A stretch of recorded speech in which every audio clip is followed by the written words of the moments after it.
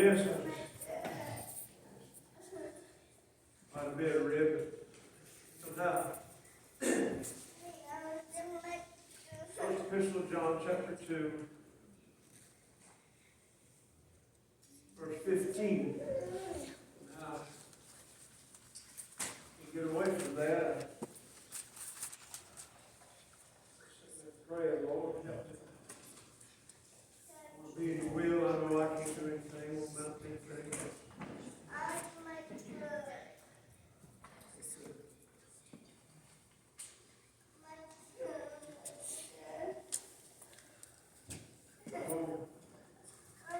God's got a plan.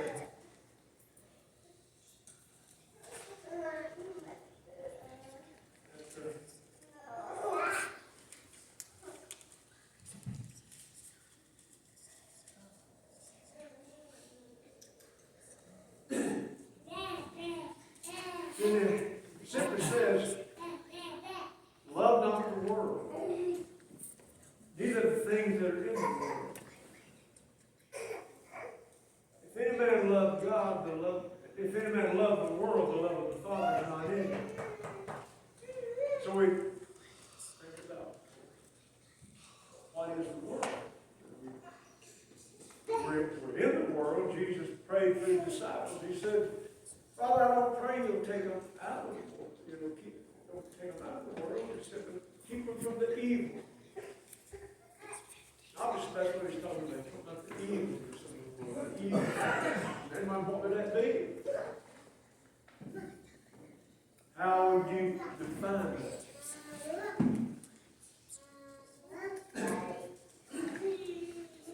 There's things that build your life. Make your life better. There's things that take you in bondage. And at first it may seem harmless. It may seem like it doesn't look so lot. People say, well, you just live once. Well, part of mine, that's the way you think. But we've been given eternal life. So that's our goal. Eternal life. Not just to live this life and do whatever the flesh wants us to do.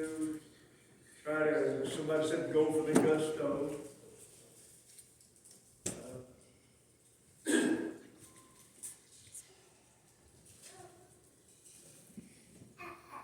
Brother Cecil said something to me years ago, and I've said it different times. Probably was a little bit of a rough driver, I don't know. But just kind of rougher than it should have been, probably. He said, learn to be smooth. And I thought of that a lot of times. You know, every time you take off your wind your car out to the max, well, it won't last as long as something will break, pushing it hard. But if you kind of like brakes, if you're running wide open, come up and stop, start slamming on your brakes, and every time you do that, you make it very rough. The brakes wear them out a lot faster. You learn to kind of look ahead, let off the gas, let it kind of slow down a little bit. The brakes will last a lot longer. It's a simple concept, but sometimes it's just. So he said that, he's a crane operator. If you're a crane operator, I don't want to swing one around a little bit, but you got that cable. You hooked up to whatever you hooked up to. It might be a concrete bucket, it might be a piece of steel, it might be a form. It might be a section of a wall, or a section of a floor, or a section of a bridge, whatever it is. When you pick that thing up, it's in the air. Whatever happens up there at the end of that boom affects what's hanging down here. If you just wobble it around, that thing swinging, you can break stuff. You can hurt people. Uncle Garney, Bradley,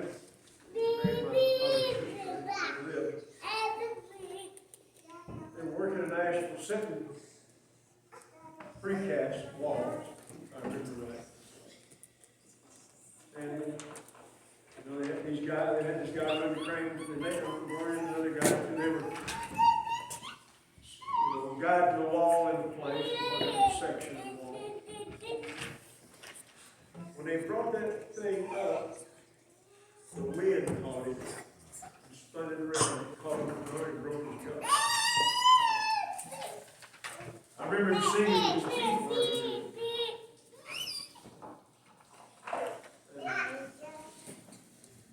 So, the things you do affects other people sometimes.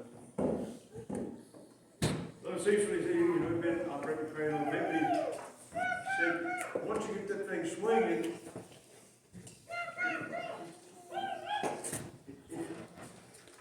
it just magnifies it. If you don't know how to get the swing out of it. They said, somebody told me what to do. Maybe kind of give it a little fuel, swing out, and when it comes out about, when your boom gets over that load, and you just stop it. I remember all the details, but anyway, he found out how to stop all that erratic swing.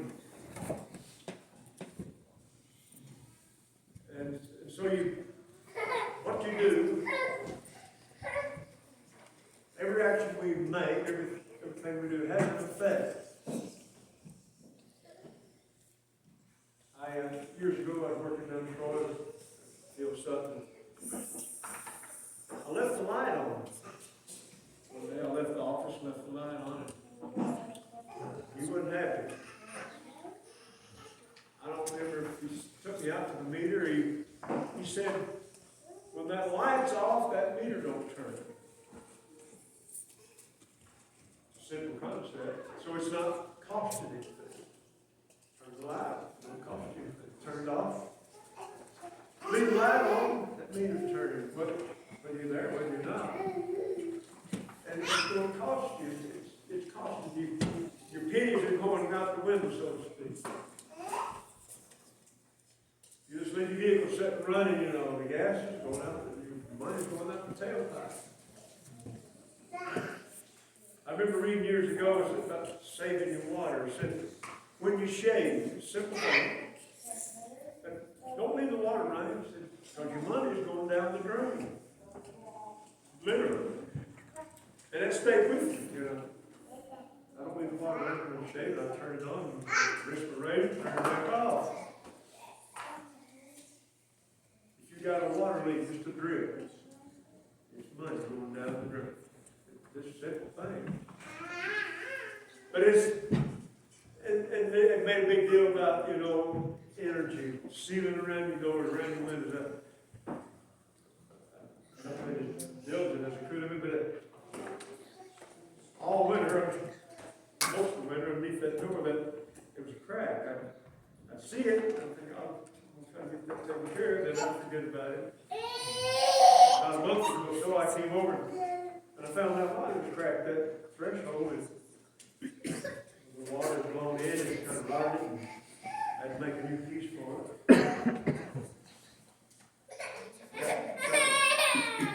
If the crack's there, it means air is going to be moving. There's air coming in, going out, the heat's going out, and the cold air coming in. So, if you love the world, there's something happening. There's people that waste so much of their time. I'm pretty sure you know somebody. I just worked with a guy last night. Went in early, and he just wastes time. It's how can I stay on? You ever stop and fiddle, just dabble about it. Just dabble about it. You want to get something done, you want to get the next thing done.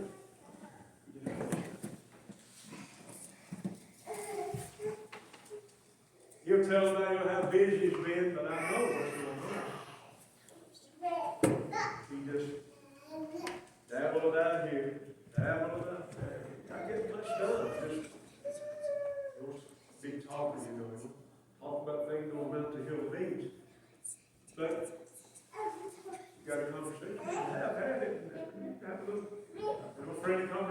that's fine. You just carry on and on, and just wasting time.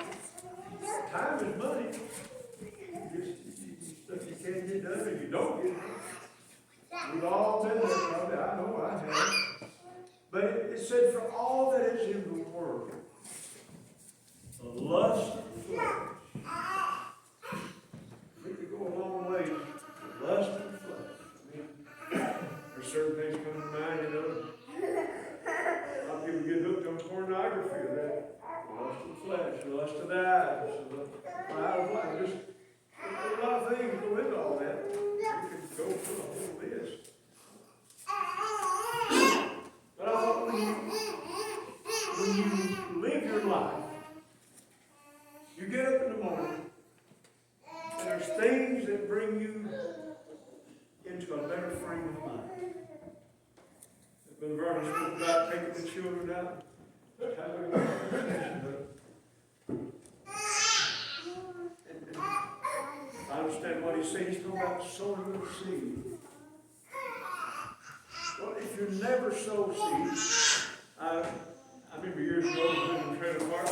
I wanted to get some cabbage planted, and for whatever reason, I hadn't got it done, and it was dark, and I thought, if I don't get that in the ground, it ain't going to grow. So I went out in the dark, I kind of see, with the root, and I just made me a furrow with my hand, and I put the cabbage seed in. 5 days, 6 days later, cabbage was coming in. But if I hadn't got it in the ground, it never would have grown. You got to start with time. Grandpa Alvin had a dream years ago. The dream, it had this beautiful cornfield. It was dark, it was black looking. You know how good, healthy corn looks. It said, looked really good. It said a man walked up to it and he said, it's not going to make anything. Good looking corn. Said, this is no matter. We will have time. We will have time. You got to start with time. I've just read quite a bit about people that never took time to teach their children. You know, just never took time to. That's sad. That's sad. I remember reading this young man. His name is Tom. He was pretty rebellious, young fellow. And he was in college. I remember right in this, some kind of a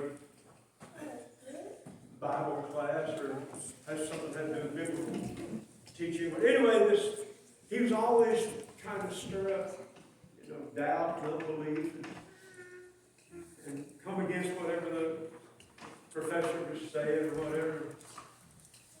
He said one day, he was walking out of class and he spoke to the professor, whatever his name was. He said, reckon I'll ever find God? He said, no, he will find you. He will find you.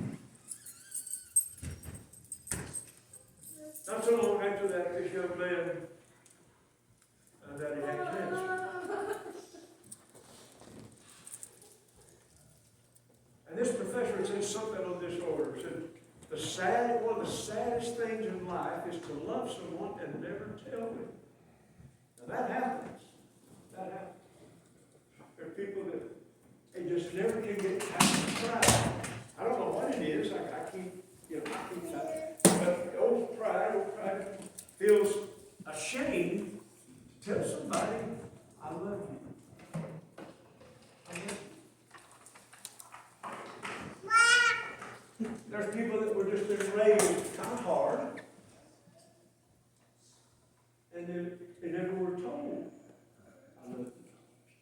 And it's hard for them to then tell someone, I love you.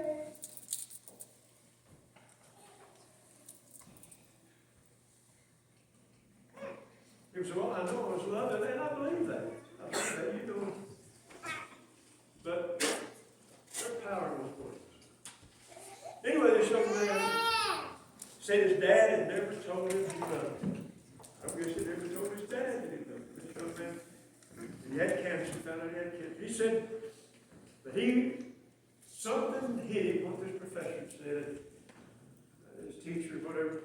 Said he walked in the living room and his dad was reading the newspaper, sitting there in the newspaper. He said, Dad, I love you. And the newspaper came down. Before it was over with, we just maybe had each other in the corner.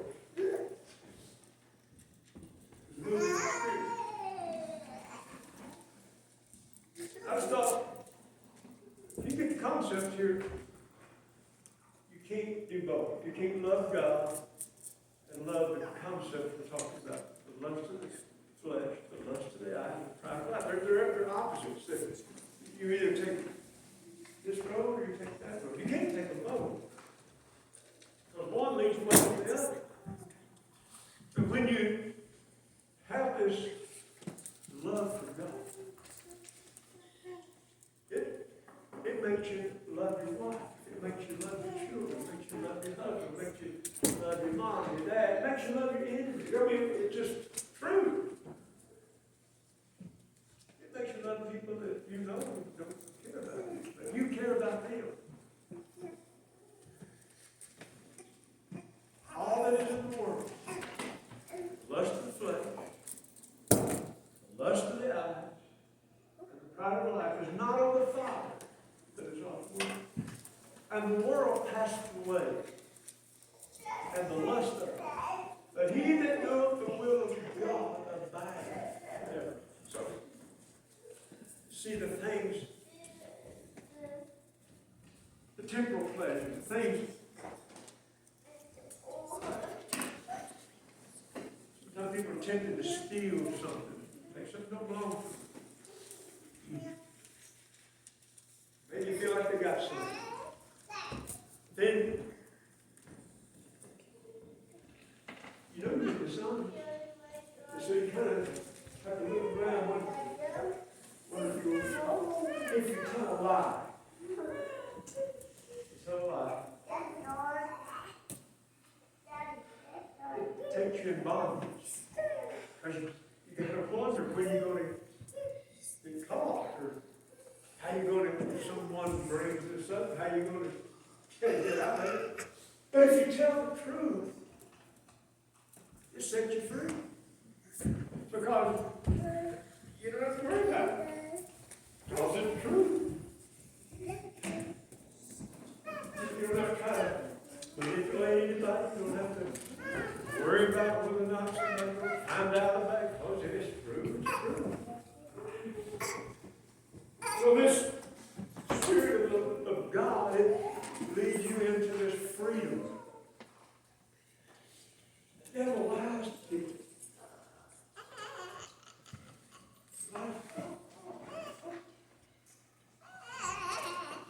That woman that tried to get Joseph to lie with her, there's nobody else in the house. You know, you kind of said, nobody will ever know. Yeah, you know. And God knows. And not only that, he said, how can I do this thing and sin against God? And so, he could have, if the opportunity presented itself. All he had to do is say, okay.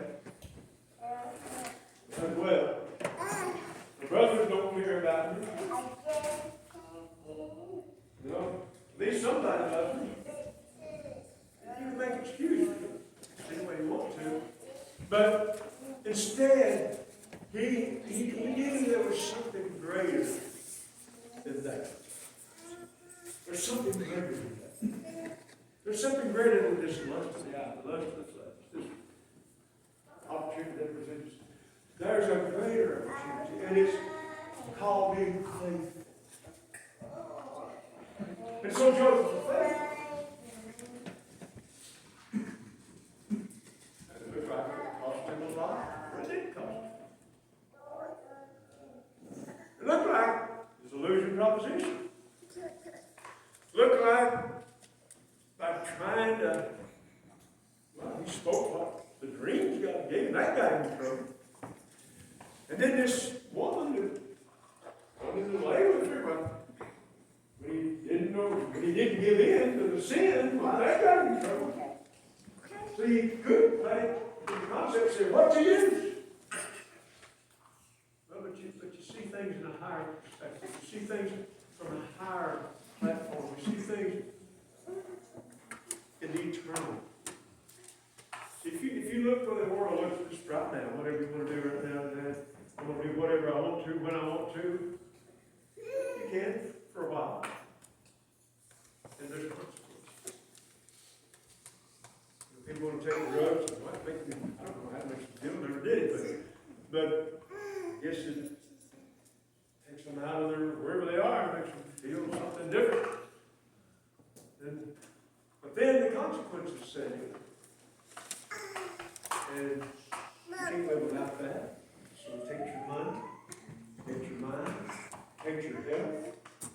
Then one day you woke up, just broken. There's a young girl who used to come and stay with us, and the Lord would deal with her. There was something said about her staying with us, and 1 or 2, whatever. The last account I had of her, they said they saw her, she was walking down the road in the rain, and just didn't have mind to know where she was. I don't know how many children she's got now, or just got her forever, or somebody else got it. I don't know where she is now, but that sin took her down this long road. And then there's eternity.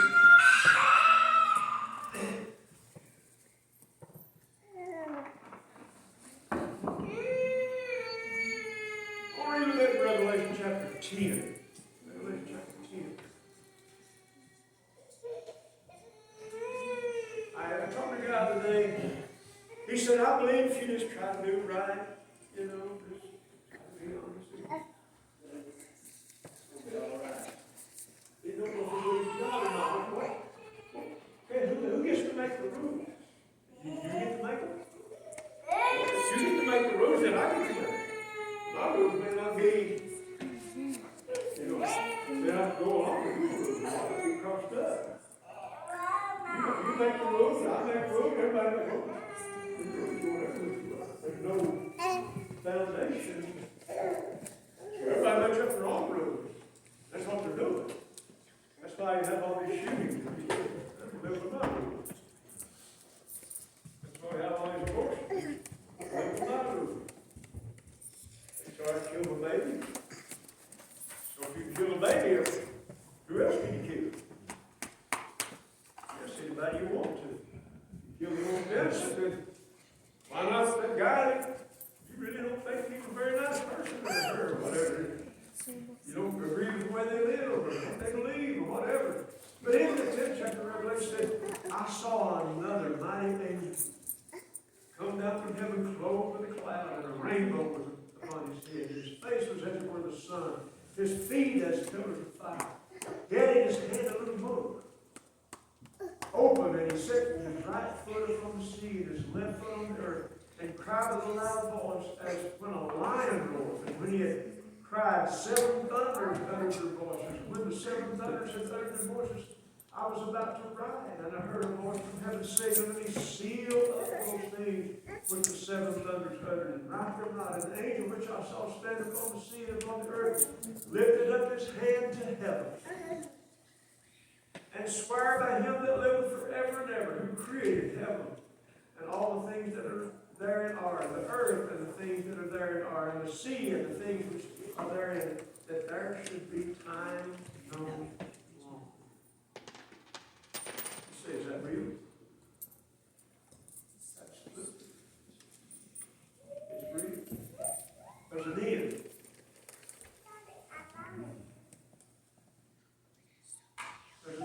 So, we can live after the lust of the eye, the lust of the flesh, the pride of life.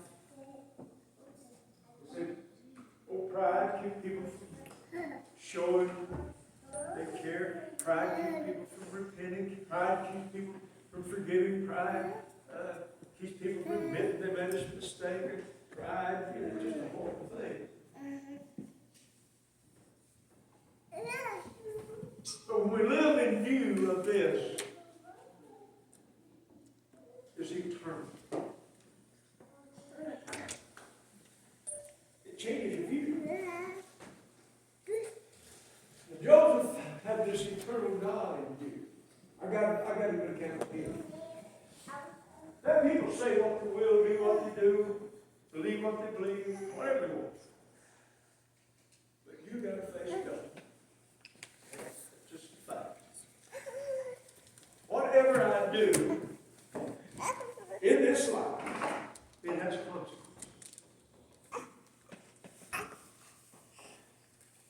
It has an end result. You plant cabbage, you're going to get cabbage. You don't plant anything, you don't get anything. If you don't put out any effort, you get no results. I remember reading about this 16-year-old man. He said about being a bodybuilder or whatever. Anyway, he became in his class, whatever that was, he became a champion. He said he had the flu, but he still won. But he put his mind to it, and he determined to follow through, even when it didn't feel like it. So sometimes you don't feel it, but you got to try something. You don't feel like going to church. You don't feel like praying. You don't feel like reading the Bible. You don't feel like forgiving. But you know to get rid of that spirit. Because it'll be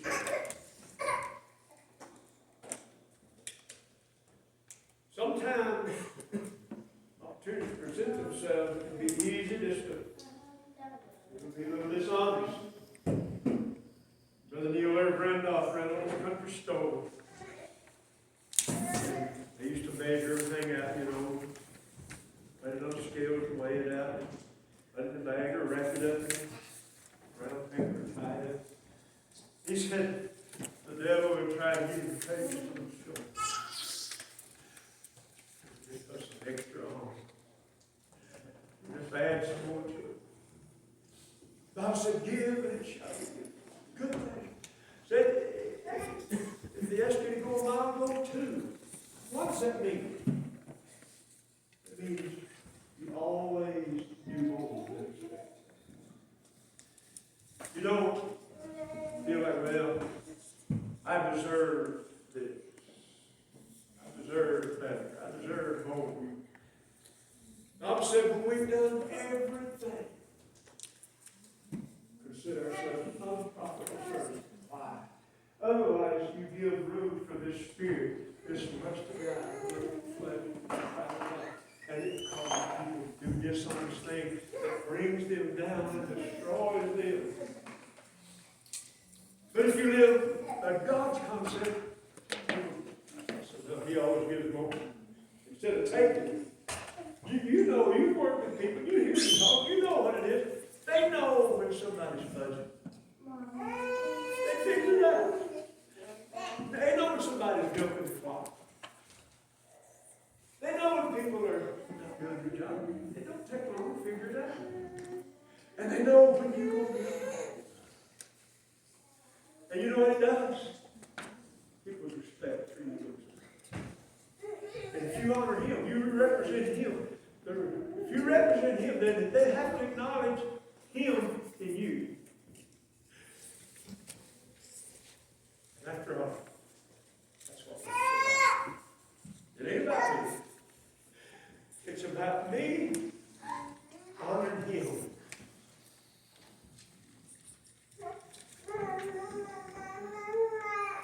If you go around gossiping all the time, people figure it out. They figure it out.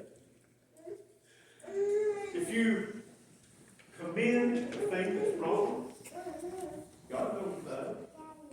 And people, they figure it out. If you pat bad on the back, pat wrong on the back, God knows about it. And if you, so many songs says, love the people, you don't love them singing. You don't go over. You're careful what you say. Be careful that you don't promote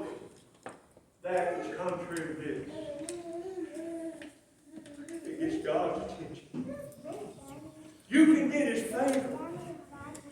You can get His favor. You can get God looking your way. If you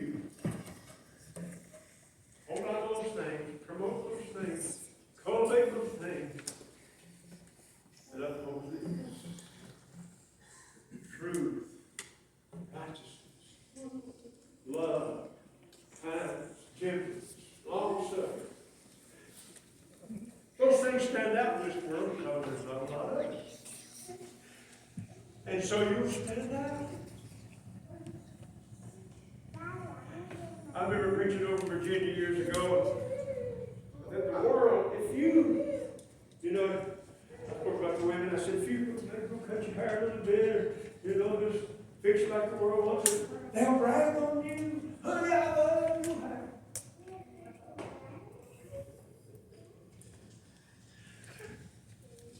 Yeah, if that's what you're looking for, then you get it.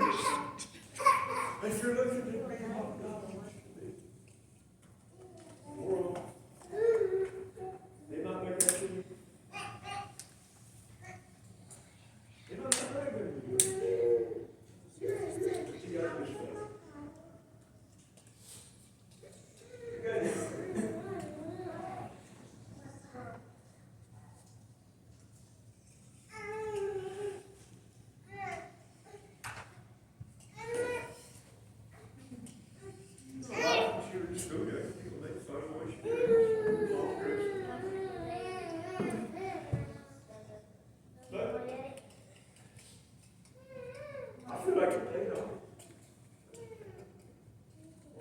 Her dad was pretty strict.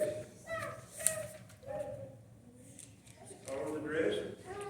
Stuff was not long enough. You got to change it. But if we try to please Him, and as Brother Vernon said, we sow some of that good seed.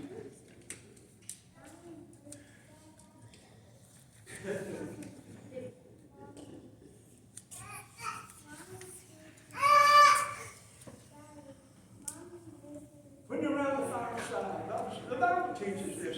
When you're in your house, sitting at your couch, this is the time to teach, pass along what you really believe. Now, if you do one thing in the church, and you let children do something else at home, what you say don't carry us. What I say, because, well, I'll say that there, but it don't really matter if mom and dad or we do different homes. If you live this out, wherever you go, then it's that time. It gives God attention. And when that great day comes, when that angel steps out, the Gabriel sounds that we'll have done something. Get God's attention. And maybe pass something on to our children, our grandchildren.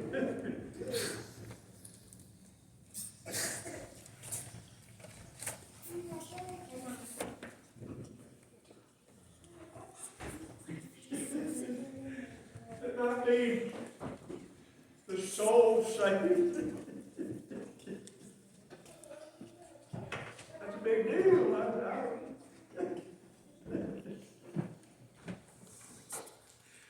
It's a big deal when you plant some seed, you grow some good things, you teach some good teaching. Some of them bring forth some good fruit. People didn't do whatever they want to with it, but you, the Bible said, you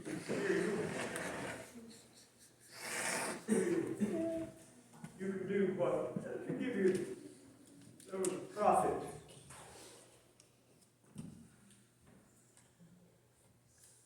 And he helped this young king. He took care of him.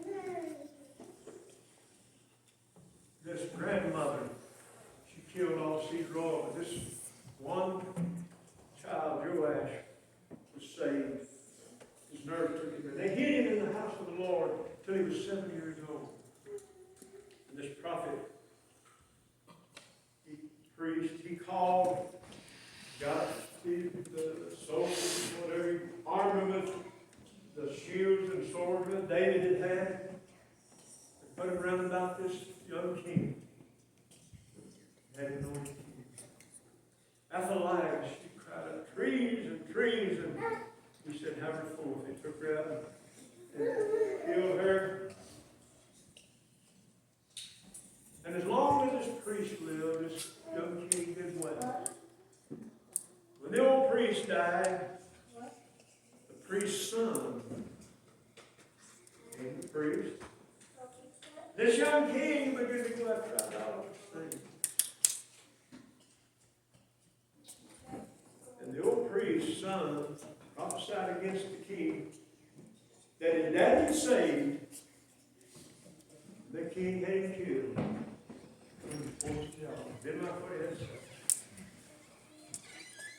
But God in his word remembered that priest. He said he avenged his blood. He avenged his blood. Zechariah, about a minute today, said he died between the doors of God.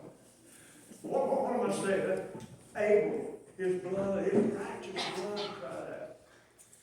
I want to leave something that cries out to God in righteousness. I don't want to leave something that says, that was weak. That was careless. That was wrong. I want to leave something that, some good seed. I said, no, I don't want to leave a mess for somebody else to have to clean up. Well, I'll just do too good about this. You know, whatever it might be. I don't know. What? The Lord knows. By the scripture, despair in the heart. I believe Brother Vernon said it pretty obvious. Things you teach a child can have an effect years later.